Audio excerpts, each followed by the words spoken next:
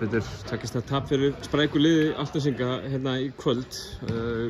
Jólastekin eitthvað illa í þína menn? Eða áramótapartí, ég veit það ekki, en sko við kannski voru sjálfum okkur vestir, við tókum mikið að sóknarfrákastum, við töpuðum mikið boltanum og þú veist, það var kannski það sem og svo komum við náttúrulega mjög flatir inn í þriðja leikluta, þannig að það var kannski, þú veist, það var okkar banabiti í kvöld.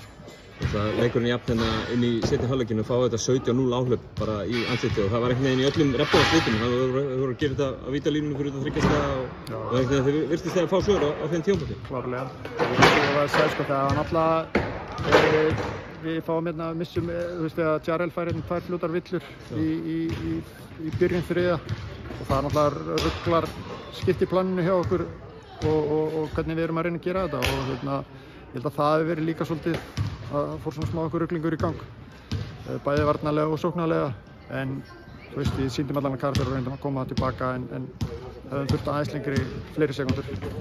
Svona upp og niður hjá Keflavík ekki bara þessu leik heldur svona upp og niður bara á tímabilinu. Vinnið góða sigra hérna móti Tindastól, back to back einhvern veginn, góða frammistöðu móti Stjörnunni, svo er kvöld einhvern veginn, þetta er svolítið upp og niður hjá liðinu. Já, ég meina deildin er bara, þetta er mjög jöfn deild og það er mikið af mjög sterkum liðum í þessari deild og hérna, þú veist, ef við menn kom ekki tilbúinir þá fer þetta bara svona, alveg saman hvort á útivelli eða heimavelli, en þú veist, við erum ennþá möguleika á að vinna 2 titla og hérna, þú veist, það er ennþá bara 2. janúar og það er að góða við þetta, en við höfum ekki endalausan tíma og við þurfum náttúrulega í fyrsta lagi að laga margt hjá okkur og við þurfum náttúrulega líka að fá menn sem eru meiddir til þess að vera heilir og þá kannski myndi að ganga betur. Alveg að lokum, hvaða máli skiptir þetta í stóra samhenginu?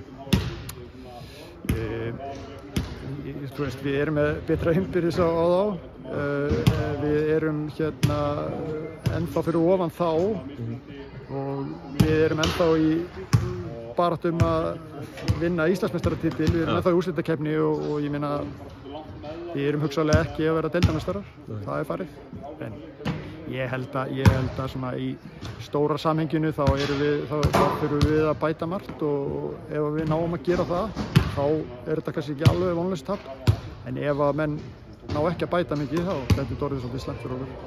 Kærar þakkir Pétur og gangi ykkur. Takk.